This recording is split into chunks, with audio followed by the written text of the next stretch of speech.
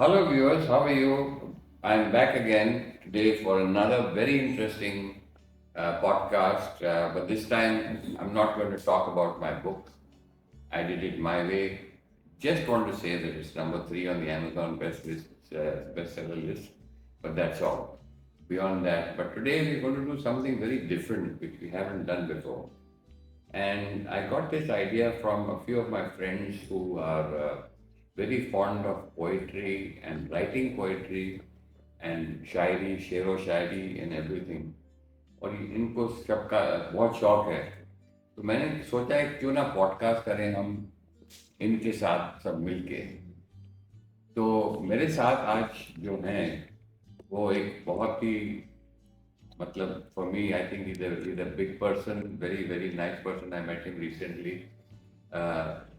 He is the head of corporate affairs in VFS Global and by profession, but his passion is writing poetry, and he has just recorded 5 songs with Shan, ghazals with Shan, which have been released by Saregama. And he is today. I have convinced him to be here with us in the studio and talk about his ghazals and his journey and everything.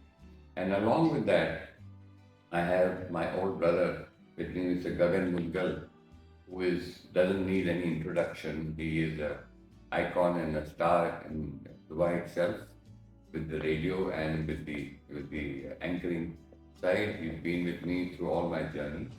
And welcome Gagan, welcome Aman.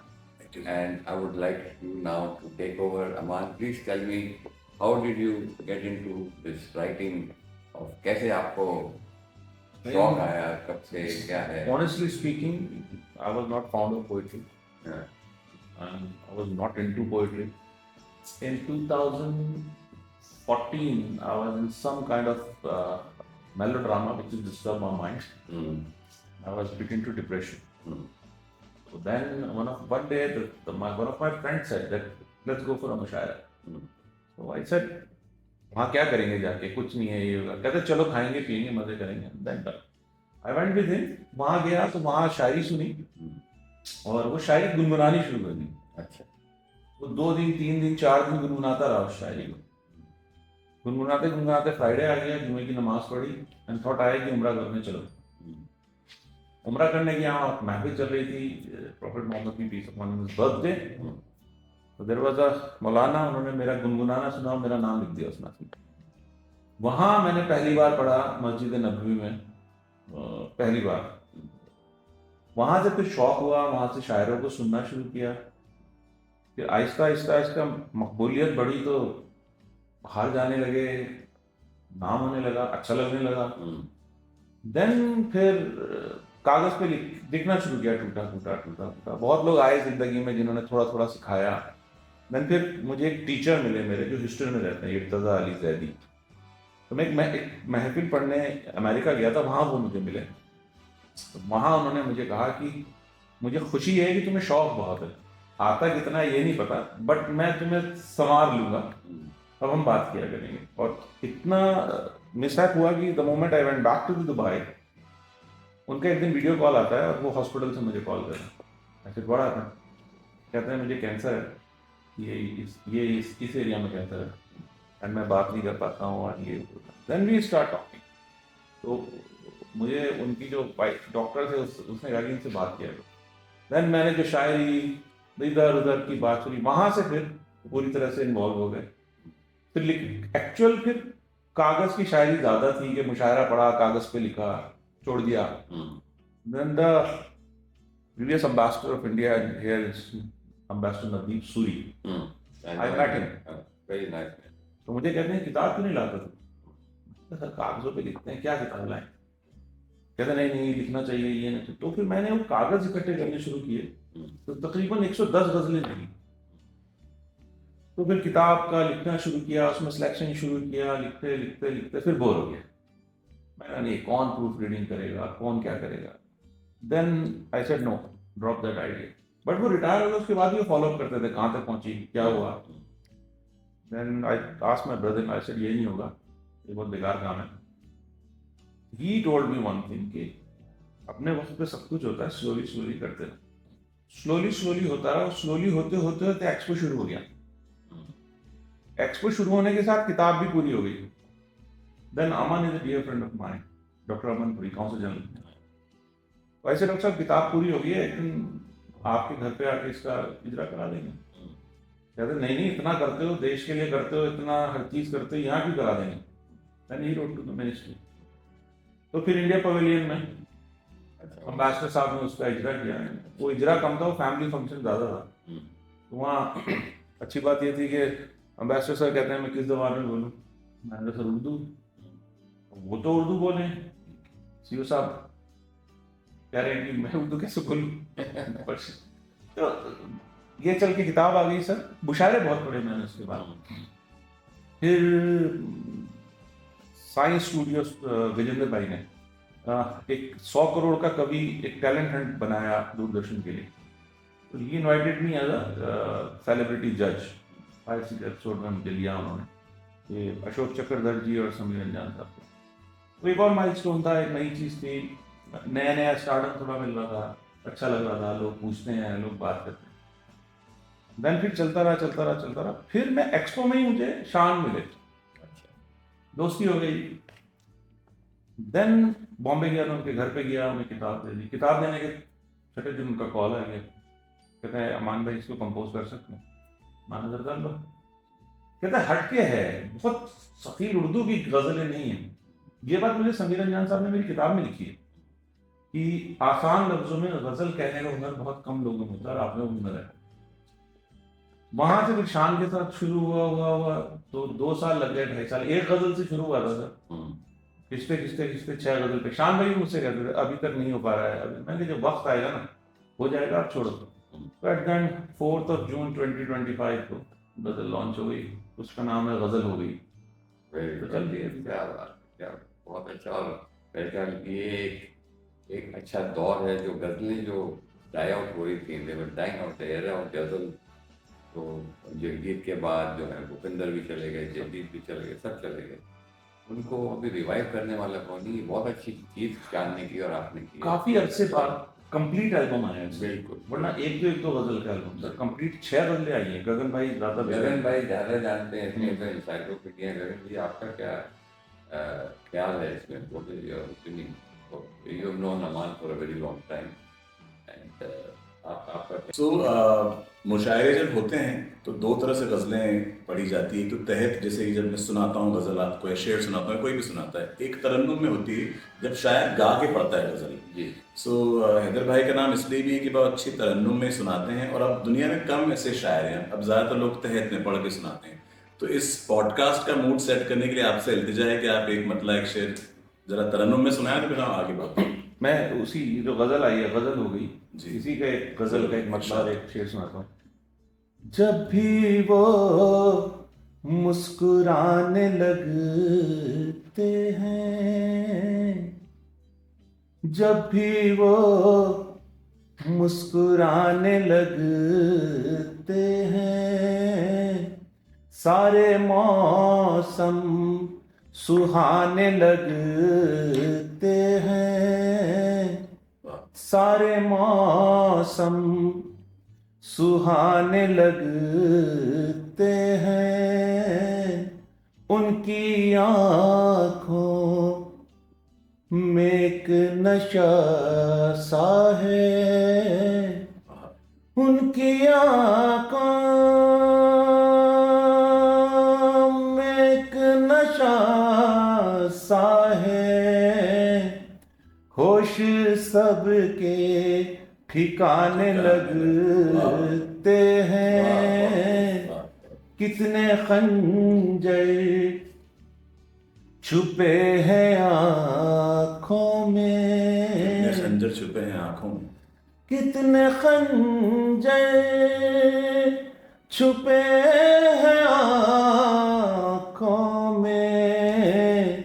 आप कातिल पुराने लगते हैं, आप कातिल पुराने लगते हैं। बहुत खूब क्या। सो ये शान जो नाम है, बड़ा नाम है, हम सालों से इनको सुन रहे हैं। ये एक्सपो में मिले तो कौन सा शेर सुन के उनको लगा कि आपसे जो है वो दोस्ती करनी चाहिए, क्योंकि देखिए आर्टिस्ट के आर्ट से अट्रैक्ट होता है इंसान। वो क्या सुनाया था काफी आपने? कनेक्शन थे। एक्सपो में हम लोग मिले तो बातचीत, दुआ सलाम, देन गुलाम मुस्तफ़ा खान साहब से कनेक्शन निकला, क्योंकि मैं भी गुलाम मुस्तफ़ा खान साहब से काफ़ी क्लोज था, वहाँ से कनेक्शन निकला। देन फिर बातचीत होने लगी, गजी भाई से होने लगी, फिर एक दो शेर सुनाए तो कहते हैं वाह। मैंने कहा मैं आऊँगा बॉम्बे, अभी तो किताब नहीं है, बट बॉम्बे आऊँगा तो आपको किताब दूंगा। तो वहाँ से फिर बातचीत बातचीत बातचीत शुरू, और ऐसा हुआ कि एक्सपो खत्म होते ही मैं बॉम्बे गया, एक रिकॉर्डिंग थी मेरी, वहाँ मैं गया बॉम्बे। तब मैंने मैसेज किया कि शान भाई मैं बॉम्बे में हूँ, आ जाओ। वो बहुत सिंपल आदमी, बहुत सिंपल, डाउन बहुत टू अर्थ। बहुत अच्छा आदमी। हमने घर तो सीधा घर, किताब दी, और ये वो मैं निकला। 5वें दिन मुझे फ़ोन कर दिया कि ये गज़ल कंपोज कर सकते हैं, उसे देखे ज़माना हो गया है, ये कम काफ़ी पुराना हो गया। गज़ल डाल दी। फिर यहाँ से शुरू हुआ तो फिर आगे बढ़ता गया। गजलों की बात हो रही तो आपकी जो फोटो आपके घर पे देखी है मैंने, जगजीत सिंह साहब भी गा रहे हैं और आप भी गा रहे हैं। आपकी फेवरेट गजल, जब भी वर्ड आता है गजल, आपको कौन सी गजल याद आती या देखो, मेरा जो रिश्ता है पुराना जगजीत के साथ, इतना पुराना है कि जब उसका नाम कोई जानता ही नहीं था, तो मैंने उसको जो भी हालत में था उसको काफ़ी साल तक सपोर्ट किया। मेरे घर में रहा 6-8 महीने, उसको सरदार से आदमी बनाया। नहीं, he was a bearded सरदार, मैं मजाक कर रहा हूँ। ये सामने मेरे एक सरदार भी बैठे हुए हैं जो बोलना है, जिनको मैं भी बुलाऊंगा, और तो उनको जाके हेयर कट करवाया, ये वो जो स्टाइल था उसको दिलवाया मैंने। ऐसे एनीवे बाद में हम पार्टियों पे ले जाते थे। मैं used to have lot of party, तो वहाँ पे पार्टियों पे ले जाते थे बड़े। और he got started getting famous, और उस वक्त तो अपना पेटी रखते थे, बाजा था, कहता है मैं जगजीत चलना है, क्योंकि मैं भी गाता था उस ज़माने में कॉलेज में। और मेरे वो गुरु थे मिस्टर महेंद्र कपूर, उनके साथ मेरी बार्टर डील हुई थी कि भाई मैं आपको बैडमिंटन सिखाऊंगा, आप मुझे गाना सिखाएं। तो वो मुझे गाना सिखाते थे, मैं उनको बैडमिंटन सिखाता था। आई वॉज ऑल्सो सिंगिंग, संगीत मंडल कॉलेज में अवार्ड भी मिला था। तो शौक है उसका। मिताली नहीं, भूपेंद्र, जगजीत, अनूप जलोटा और पंकज ने नया नया गाना शुरू किया था। तो ये सब हम लोग शोज करते थे वहाँ पे। तो मैं एक इंटरवल सिंगर होता था कि भाई जगजीत थक गया तो फोटो जो देख फिलर। वो फिलर होता था कि जगजीत अपना सिगरेट पी रहा और मेरी गाना हो रहा है। तो I used to sing with them, तो we had a lot of fun together. उसके बाद फिर ये सब भूपेंद्र था, जगजीत था, तो पिता उनको चित्रा मिली, चित्रा के साथ दोस्ती हुई, फिर शादी हुई, फिर जो भी हुआ, they started singing in the team, and then the rest is history. But my relationship with Jagdish was very, very special and very nice. I've written that in my book also. तो मेरे साथ वो जब गज़लें गाते थे, बोले मेरी favourite गज़ल है बात निकली। तो जब बात निकलेगी बोलते थे तो मैं थोड़ा सा ट्राई करता था, काफ़ी दिल होता था, गुनगुनाता था काफ़ी। That used to be my most favorite gazelle. There were so many of them. और अभी भी सुनता हूँ तो बहुत याद आते हैं। And what a wonderful time. What nearly 20, 25, 30 years behind. So that is itself something to remember. But आप बताइए अभी आपका आगे जाके what is the plan? Sir कोई खास प्लान नहीं है, बिकॉज सोच के शायरी शुरू नहीं करी, जैसे अल्लाह देता गया वैसे लेते गए। और ये भी नहीं सोचा था कि यहाँ तक आ जाएंगे, कि कहाँ ऐसे ही लिखना शुरू किया था कागजों पे। अभी मेरी दूसरी किताब आ रही है जिसका नाम है गज़ल अमान में, तो उस पर थोड़ा बहुत काम कर रहा हूँ, क्योंकि प्रोफेशनली ज़्यादा बिजी हूँ आजकल। नहीं, ये जो आपने किया है ना, ये शान के साथ जो गज़लों का दौर फिर से शुरू किया है, अगर ये पकड़ गया पब्लिक में तो this will be another rejuvenation of ghazals and back गगन आपका क्या? मेरा यही ख्याल है कि ये बहुत अच्छी चीज़ हुई है। एक आध गज़ल ही आती है फिल्मों में या दो मैक्सिमम, इसमें पूरा एल्बम हमने बनाया है। सो आप रिकॉर्डिंग में बहुत इन्वॉल्व थे, सिटिंग में जाते थे, या ज़्यादातर आजकल जूम पे काम होता है, माइक्रो क्या हो रहा था? यूजुअली होता क्या था, शान भाई कंपोज करते थे और मुझे व्हाट्सएप पे भेज देते थे, तो मुझसे कहते थे जरा वर्डिंग चेक कर लें, तलफ्फुज़ चेक कर लें। तो वो शान भाई इतना बड़ा, इतना मजा हुआ कलाकार है कि हमें साथ बैठने की जरूरत नहीं है। उन्होंने रिकॉर्ड करके भेजा, मैंने सुना, थोड़ा सा इधर उधर हुआ तो बता दिया कि ये ऐसे जैसे एक गजल थी, और ये किताब में नहीं है, 4 गजलें मेरी पिछली किताब से हैं, अपनी अमान में रखना से, और 2 गजलें जो है वो मैंने इंस्टेंट लिखी, तो मैंने उन्हें कहा कि आप गालें, बल्कि उनकी विंडो पे लिखी और कहीं लिखी नहीं, बाद में लिखा, नोट किया डायरी में, उनकी विंडो पे लिख के भेजा। शान भाई ये गजल अच्छी होगी। तो मैं दिल्ली में बैठा था, एक होटल में ऑफिस के काम से गया था, बैठा था, तो एक खातून जो थी वो ऐसे इतना लंबा घूंघट करके ऐसे बैठी थी, कुछ आई थिंक राजस्थान या कहाँ से भी कल्चर फैमिली की एकदम फॉलो। मैं ऐसे साइड में बैठा था और मैं ब्रेकफास्ट कर रहा हूँ, वो भी बैठी है, वो एकदम मैंने ऐसे देखा, वो ऐसे उठी, उनका जो घूंघट था जब वो पीछे गया ना, इतनी खूबसूरत थी वो, तो मैंने फौरन टिश्यू पेपर पे लिख दिया कि रुख से पर्दा हटा और गजल हो गई। मैंने उस पर दूसरा जो नीचे नक्शा लिखा कि माहे कामिल दिखा और गजल हो गई। शान भाई कह रहे माहे कामिल तो नहीं, तो मैंने चांद चेहरा दिखा और गजल हो गई। मतलब माहे कामिल इस लाइक कि किसी फीमेल के लिए खूबसूरती इससे ज्यादा और बयान नहीं की, पूरे चांद से मिला दिया आपने उसको। वहां से ये गजल लिखी, और वही शाम भाई की विंडो पे बैठे बैठे बैठे बैठे शेर आते गए, मतलब बिकॉज सोच के कभी आज तक कभी सोच के शायरी करी नहीं, होती भी नहीं है। हाँ, आते गए वही लिख के शायद 8 शेर भेज दिया, इसे अब आप गालो, तो उसके उन्होंने, और शेर भी पता नहीं अल्लाह ने कुछ करा दिए उसमें अच्छे से। लेकिन मैं आपको बताऊं, मैं हम मनक़बत भी लिखता हूँ और नात भी लिखता हूँ। मेरा ये तजुर्बा है अपना जिंदगी की, गजल कही जा सकती है, हम मनक़बत नात जो ऊपर वाले से कनेक्ट है ना, वो आप खुद नहीं कह सकते जब तक आपको आमद ना हो। तो मैं एक इंसिडेंट आपको बताता हूँ कि मैं हाजी अली और माहिन दरगाह पे गया, ट्रस्ट किया, सुहेल खानवानी भाई को फाइट किया, हाजी अली से वापस, हाजी सरकार से वापस उतरा तो मुझसे कहते हैं शेर कह दो इनके ऊपर। मैंने कहा सर हम कहाँ शेर कह देंगे, ये तो कहलवाएंगे तो कह देंगे। मैं सेकंड स्टेज पे आया, मैंने कहा कि समंदर के किनारे हैं नबी के 2 दुलारे, दोनों सैयद हैं, वो हो हाजी अली या क्यों मखतूम शाह बाबा, अली के दिल में रहते हैं हसन के चांद तक। उसके बाद तीसरा शेर ही नहीं वास्ता। तो गजल यहाँ से लिखी, या उन्हें ये जब भी वो मुस्कुराने लगते हैं, इसमें एक शेर है, रुख से पर्दा हटा, वो शानदार भी कहता है, उन्हें बहुत पसंद है, कि मेरी आंखों ने देखा संवरते हुए, आईने में दिया और गजल हो गई। ये बहुत बड़ा डीप थॉट है, इसको समझने में थोड़ा ये कि लाइक जब एक फीमेल अपने आप को सचती समझती है, तो वो हल्की लाइट डिम करके, और थोड़ा सा दरवाजा बंद है खुला है, यू सी लाइक दिस, तो आईने में दिया ही दिख रहा है आपको ये जलता हुआ, तो वो थोड़ी यहाँ कहते हैं बहुत पसंद। इस तरह से लिखते चले गए। उस्ताद आपके कौन है, उनके बारे में बताइए, जब आपने सीखी होगी, जब गजल कहना शुरू किया। फिरोज अली जैदी मैंने अभी आपको बताया, जिन्होंने सिखाया बाकायदा। अच्छा, वैसे तो लोग आते गए, ठीक है, जिन शायरी शुरू करी मंजर भाई को सुन, वो ये मैं अक्सर स्टेज से कह देता हूँ, मंजर गोपाल, ये पिछले मुशायरे में मेरे साथ थे, तो मैंने कहा, और ये बहुत बड़ी बात है कि जिन्हें देख के आपने शायरी शुरू करी, आप उन्हीं के साथ स्टेज शेयर कर रहे हो।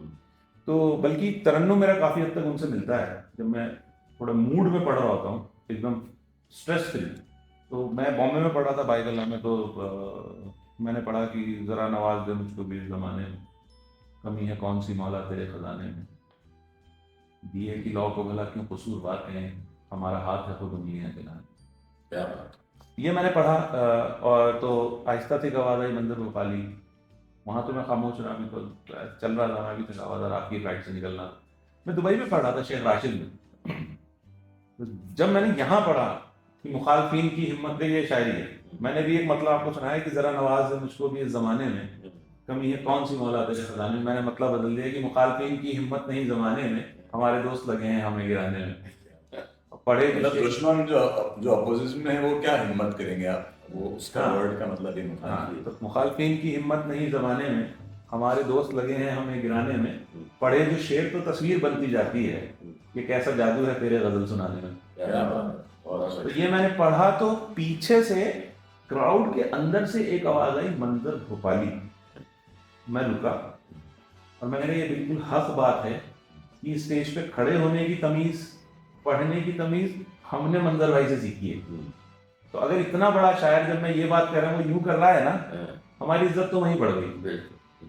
तो और मेरे वालिद ये बात हमेशा कहते थे सर कि अपने कर्म फरमाओं को कभी नहीं भूलना चाहिए, इज्जत देने वाला ऊपर वाला है, बिल्कुल। बट जिसने आपके साथ थोड़ा भी किया है ना उसको हमेशा अप्रिशिएट करो। तो हम मंदर भाई से सीखा नहीं हमने, लेकिन जो एक शौक बना, उनकी तरह से पढ़ने का शौक बना, एक आपकी इंस्पिरेशन थी वो। एक इंस्पिरेशन थी। उसके बाद तो बहुत आए सर, किसी ने आखिरी में ये अमेरिका में इन्होंने मुझसे कहा कि आता तो कुछ नहीं है लेकिन सिखाया जा सकता है।